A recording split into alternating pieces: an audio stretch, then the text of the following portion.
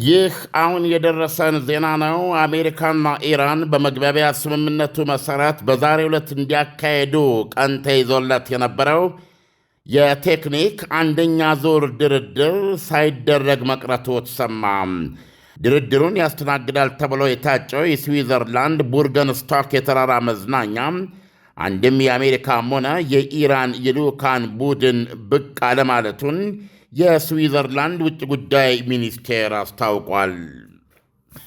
የአሜሪካና የቴህራን ፊርማ እንዳረፈበት የልብ ትርታው ይጀምራል የተባለለት የ60 ቀናቱ ድርድር ከተፈረመበት ሮብ ጀምሮ እስከ ዛሬ ዓርብ ዕለት 48 ሰዓት ቢሆነውም እንኳ እነሆ አልተጀመረም።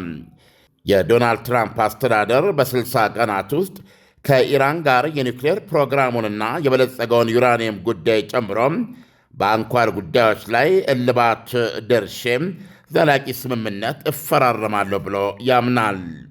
ስምምነቱ ከጅምሩ እንዲህ ላለ ጊዜ ማባከን የተዳረገበት ምክንያት ኢራን ተኩስ አቁሞ በሊባኖስ ጦርነት ተጥሷል ብላም ባቀረበችው ተቃውሞ መሆኑ ተዘግበዋል። ስምምነቱ የሊባኖሱ ጦርነትም በተኩስ አቁም ስምምነት እንዲታሰር ያዛል።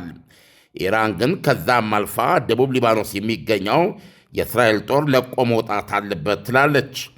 እስራኤል ጦሯን ከደቡብ ሊባኖስ የደህንነት ቀጠናው እንደማታወጣ ማስገንዘቧ የሚታወቅ ነው። የስዊዘርላንድ ልዑካን ቀሩ መግለጫ የመጣው የድርድሩ ተካፋይ ምክትል ፕሬዚደንት ጄዲ ቫንስ ትናንት ምሽት ወደ ስዊዘርላንድ አለመብረራቸውን ተከትሎ ነው። ይህ በእንዲህ እንዳለም አንድ የታንክ ሻለቃ አዛዥን ጨምሮ 4 የእስራኤል ወታደሮች በሄዝቦላ ጥቃት ደቡብ ሊባኖስ ውስጥ መገደላቸው ተገለጸ።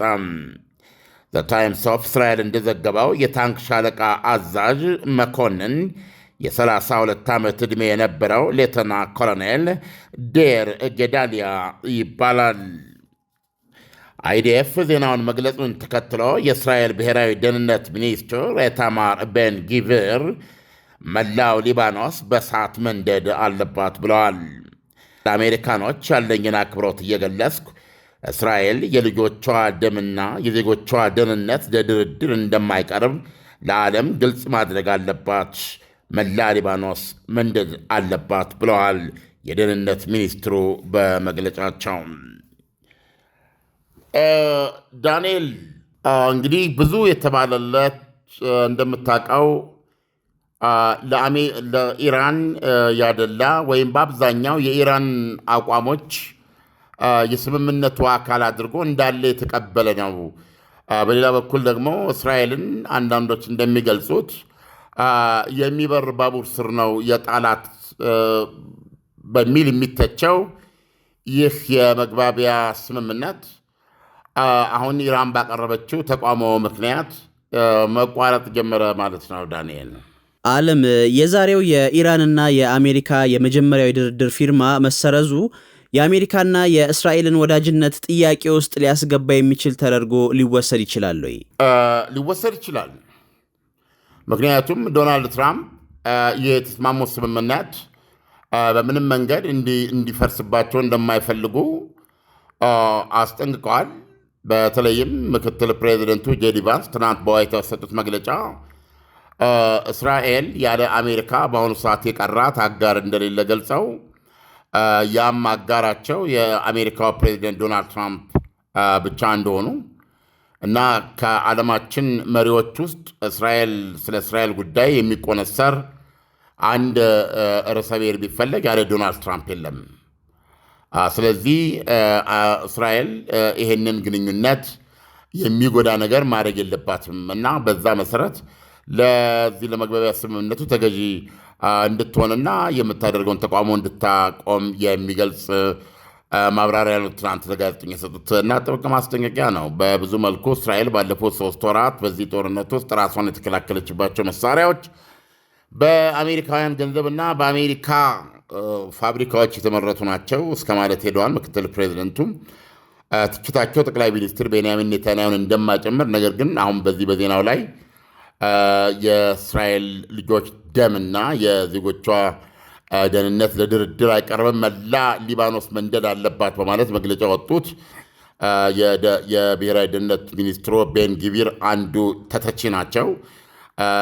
ቤን ግቪር የቀኝ አክራሪ ፓርቲ ተወካይ ናቸው። እንደዚሁም የገንዘብ ሚኒስትሩ ደግሞ ስሞትሪች ይባላሉ። ሁለቱ በተለይ ጠቅላይ ሚኒስትር ቤንያሚን ኔታንያሁ ይህ እስራኤልን በምንም መንገድ የእስራኤልን ጉዳይ ያላደረገ ስምምነት እንዳይቀበሉ በማለት ጠቅላይ ሚኒስትሩ ላይ ተጽዕኖ ለማድረግ እየሞከሩ ናቸው።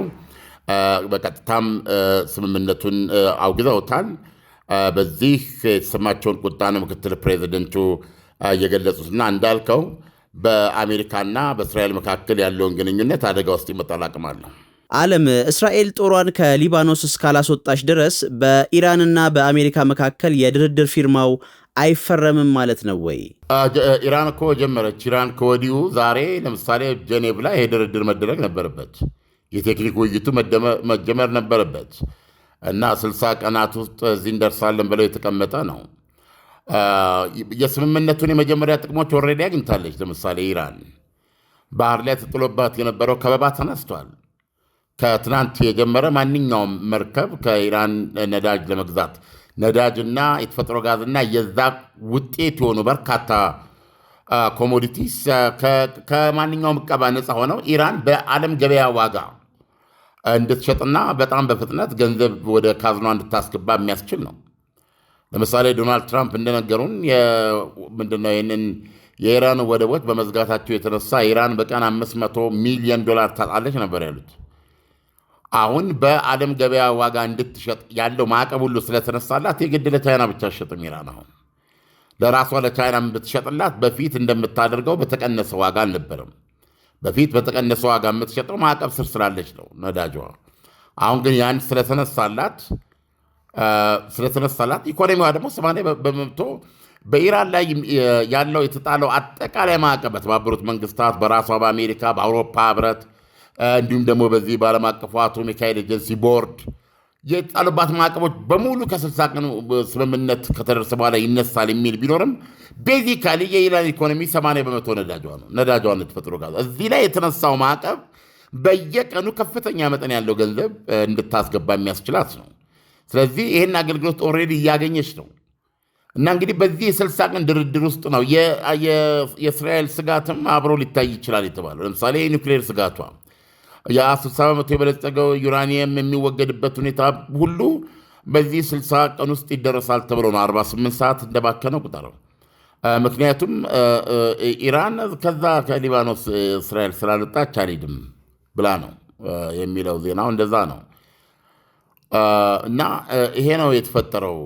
ዳንኤል ዓለም ዶናልድ ትራምፕ በዚህ ሰዓት በፊርማውና በእስራኤል የደህንነት ጉዳይ ዙሪያ መሃል ላይ ተሰቅዘዋል ማለት ይቻላል ወይ? እንደገና ደግሞ በቀጣይስ ፊርማው እንዲፈረም ሲሉ ምን አይነት ነገሮችን ሊያደርጉ ይችላሉ? ዶናልድ ትራምፕ አሁን ከራሳቸው የሪፐብሊካን ፓርቲ አባላት መካከል ከፍተኛ ተቋሙ እየገጠማቸው እንደሆነ ነው የሚነገረው። በቃልም ሆነ በማንኛውም መንገድ ሲዝቱ ከነበሩት ውስጥ ተግባራዊ ያደረጉት ነገር በዚህ በመግባቢያ ስምምነት ውስጥ የለም። ለምሳሌ አንድ ነገር ልንገር። የኢራኑ መንፈሳዊ መሪ አሁን ሶስተኛው አያቶላ ሞጅታባ ካሚኒ የ56 ዓመት ሰው ናቸው። መግለጫ አውጥተዋል። ይህንን የመግባቢያ ስምምነት እንደተቀበሉት፣ እሳቸው ባይቀበሉት ኖሮ አይፈርምም እና ባወጡት መግለጫ ምንድን ነው ያሉት? እኔ እንኳ ሀሳቤ ሌላ ነበር። ምክንያቱም ይሄ አሜሪካ አማራጭ ተስፋ ከማጣት የፈረመችው ነው። እንድቀበለው ያሳመነኝ ፕሬዚደንት ፔዜሽኪያን ናቸው። ምክንያቱም የኢራን ጥያቄዎች በሙሉ እንደሚመለሱና የተጋትሮ ተራዳ የሚባለው ኃይሎች ጥቅማቸው ሙሉ በሙሉ እንደሚጠበቅ ስላረጋገጡልኝ ነው ብለዋል። ይሄ የኢራን መንፈሳዊ መሪ መግለጫ ነው። አሁን የወጣውን የመግባቢያ ስምምነት የተቀበልኩት በዚህ ምክንያት ነው አሉ። ስለዚህ በጦርነቱን የካቲት 21 ቀን ዶናልድ ትራምፕ እና ኔታንያሁ ሲጀምሩ 3 ዓላማ ተቀምጧል። የኢራን የኒውክሌር ፕሮግራም መወገድ፣ የዚህ የበለጸገ ዩራኒየም ከኢራን እጅ ወጥቶ መውደሙ እና በዋነኛነት አብሮ የኢራን የተጋትሮ ተራዳ የሚባለው ወይም ደግሞ እስራኤል በህሉና በአንገቴ ዙሪያ ተመስርቷል የምትለው ሄዝቦላ፣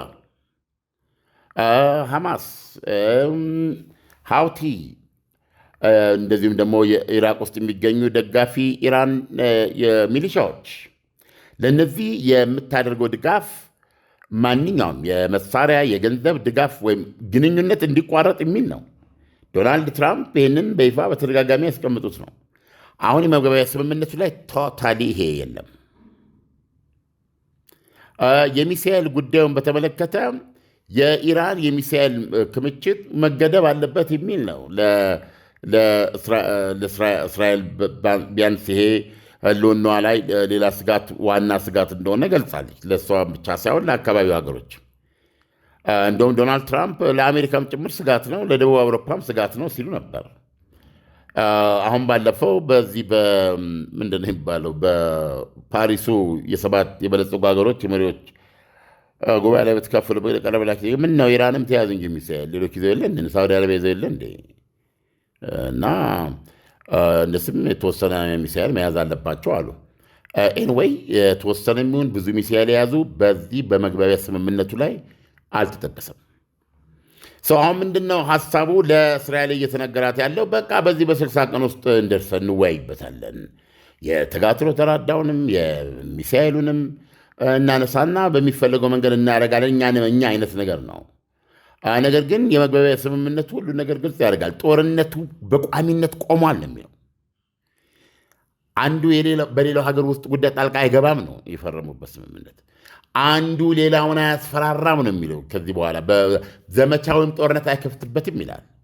አሜሪካ ኢራን ላይ ጦርነት አትከፍትም ከዚህ በኋላ። ስምምነቱ እንደዛ ይላል።